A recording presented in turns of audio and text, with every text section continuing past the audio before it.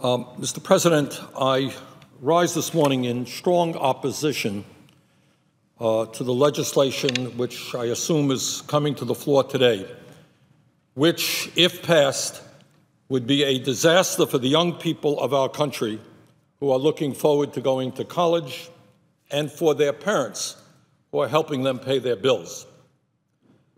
Our job is to improve the dismal situation in terms of college affordability and the indebtedness of young people in this country, to improve that situation, to make it better, not to make it worse, and that is exactly what this proposed legislation would do.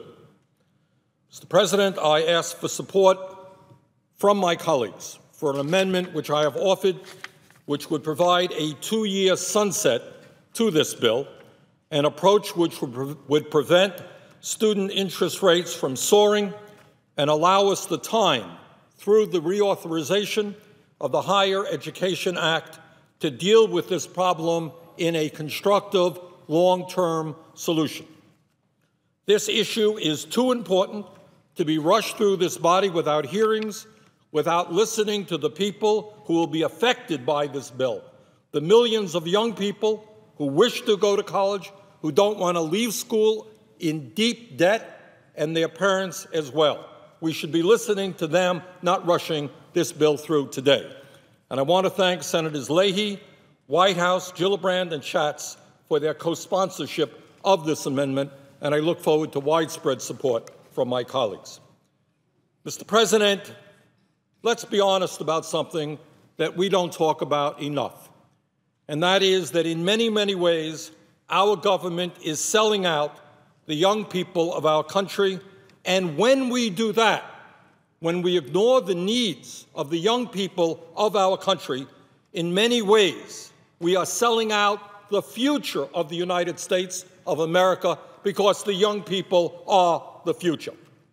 And if we don't turn this around, I fear very much that we will continue on the downward spiral that we have seen for the last several decades, a spiral in which the rich get richer, Wall Street and the multinational corporations continue to enjoy record-breaking profits, while the middle class continues to disappear and poverty remains catastrophically high.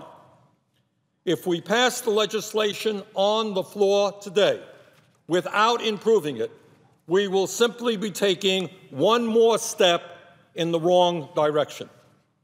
Before I get into the gist of what this legislation is about and what my amendment will do, let me say just a very few words about where we are today with regard to the young people in our country. At this moment, the United States has by far the highest rate of childhood poverty of any major country on earth, almost 22%. And in many parts of this country, we are seeing a lack of social mobility, where people who are poor, who grow up poor, stay poor. That is not what this country is supposed to be about. At this moment, the child care situation in this country is beyond disgraceful. Millions of working families are unable to find affordable quality child care, and many of our young people enter kindergarten and first grade years behind where they should be, both intellectually and emotionally. At this moment, the unemployment rate for high school graduates is close to 20%. Unemployment for high school graduates close to 20%, and that's the official rate. The real rate, including those who are working part-time and those who have given up looking for work, is actually much higher. And if you can believe this, and this is a statistic that should frighten us all, should make us all ashamed, the official unemployment rate for black youth, aged 16 to 19, is 43.6%. Now, I share the concerns that many people have recently expressed about the tragic death in Florida of Trayvon Martin. But let's not forget, there are tens of thousands of other young African-American kids all over this country worried about where they are going to go with their lives.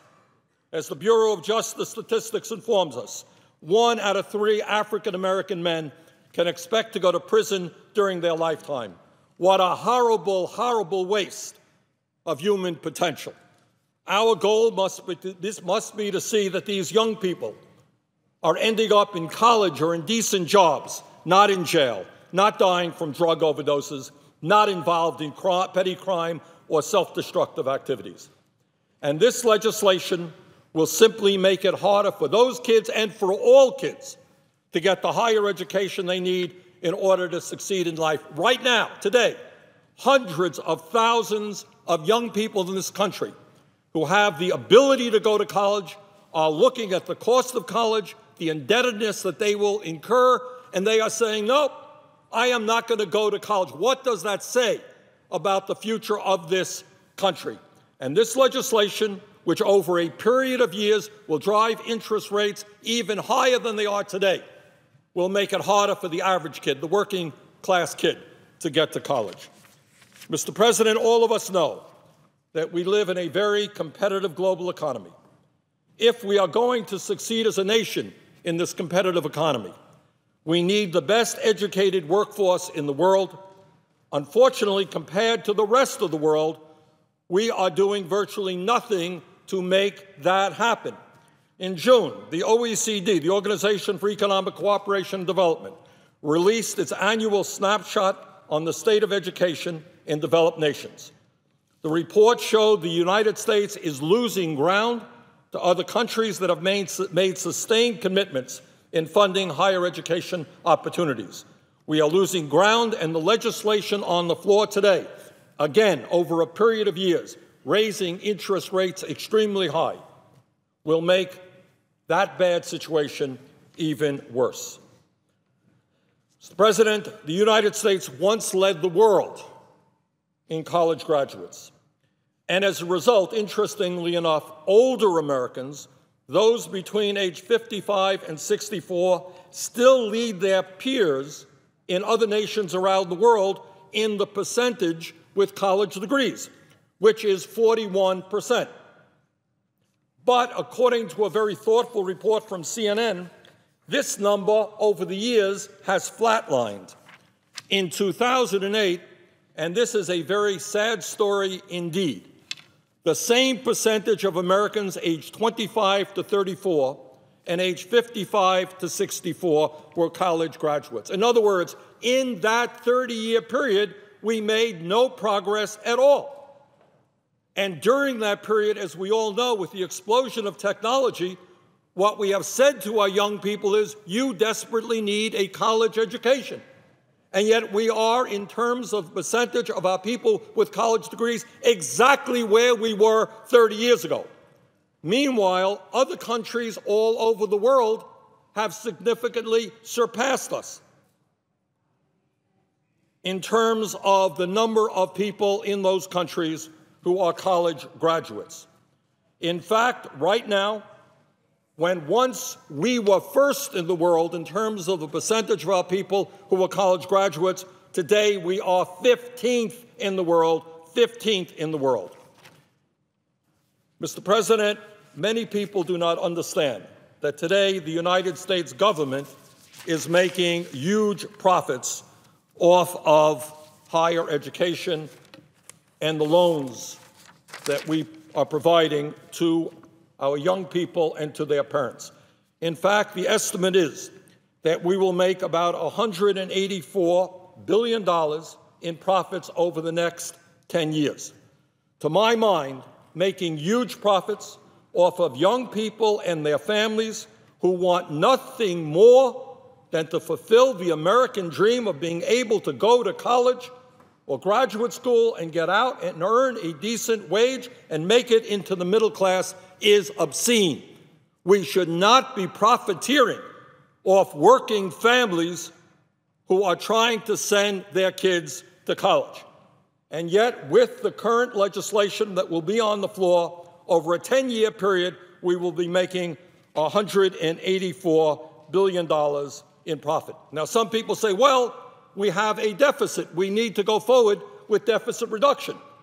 This will help us to the tune of $184 billion in a 10-year period. And I say, if you want to do deficit reduction, don't take it out on working families, low-income families who are struggling to send their kids to college, when 1 out of 4 major corporations in this country, many of whom make billions of dollars a year in profit, are paying zero in taxes.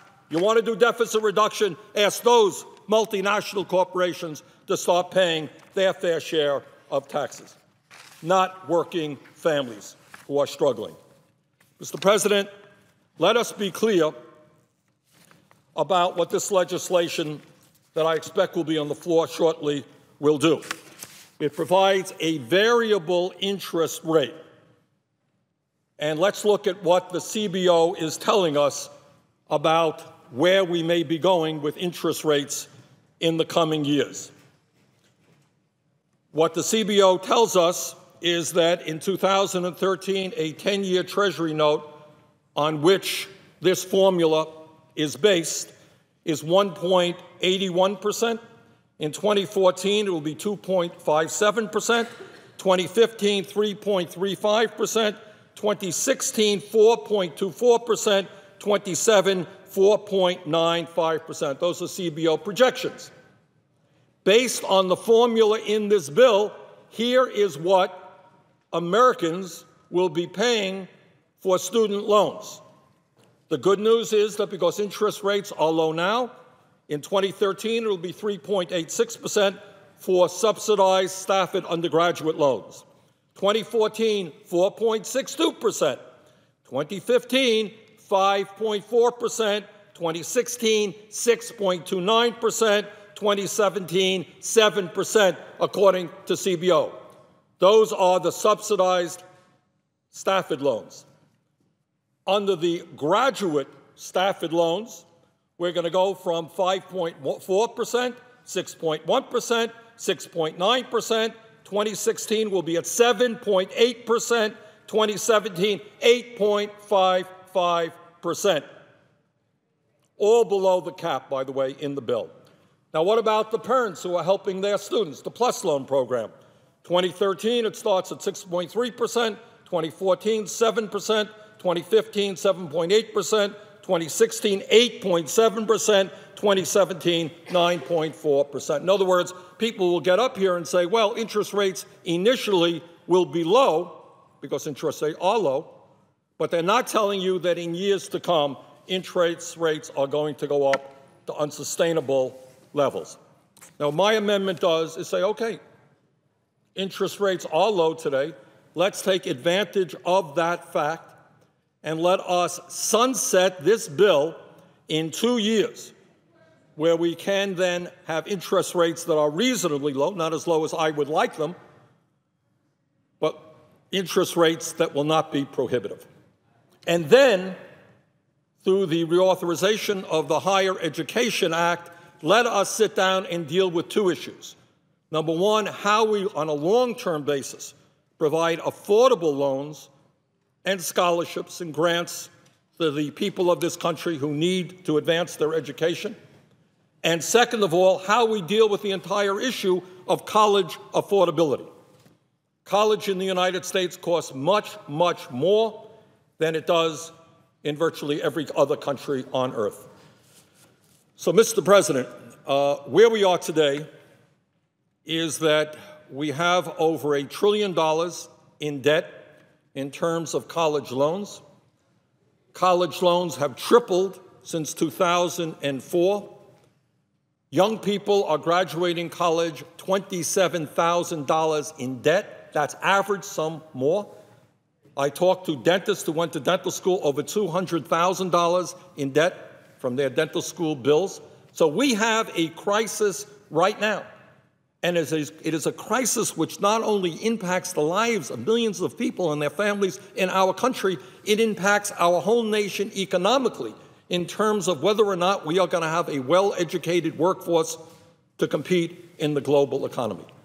The legislation that is on the floor today only makes a bad situation worse. The result of it will be more student debt than we currently have. The result of that legislation will be more young people who look out and say, no, you know what, I don't want to get out of college $50,000 in debt. I'm not going to go to college. And I guess I'm never going to make it into the middle class. And I guess I'm never going to be able to contribute in a way that I thought possible to the country that I love. So we have got to do better than this legislation. The last point that I would make, Mr. President, is kind of a political point, if I might. And that is, elections matter. You recently ran for office. I ran for office in November. President Obama ran for office. And we tell the American people what we believe, what we are going to fight for. Well, the end result of those elections is that Barack Obama won a decisive victory. He's president of the United States. And what he campaigned on is, I'm going to stand up for the middle class. The other guys aren't. I'm going to do it. And what I ran on and many other people ran on is, we're going to stand up for the middle class. Well, the election results came in. And you know what? Barack Obama won. Democratic president. The United States Senate today has 54 Democrats. So my question is, why with a Democratic president, why with a strong Democratic majority in the House, are we looking at legislation which is virtually the same as the legislation passed by an extremely conservative Republican House of Representatives? How does that happen? What are we telling our constituents who voted for us? We said we're going to stand for the middle class. Well, if you're going to stand for the middle class, you're standing for the affordability of college. You're standing for working kids, working class kids, having the opportunity to be the first kids in their family, as I was in my family, to be able to go to college. You're talking to African-American kids and saying, you know what, there are alternatives to crime and jail. You too can go to college. Those are the people we are supposed to be talking to. And yet I fear very much that the legislation that is coming to the floor today will not do that. In fact, it will make people say, what's the difference? What's the difference between the House and the Senate?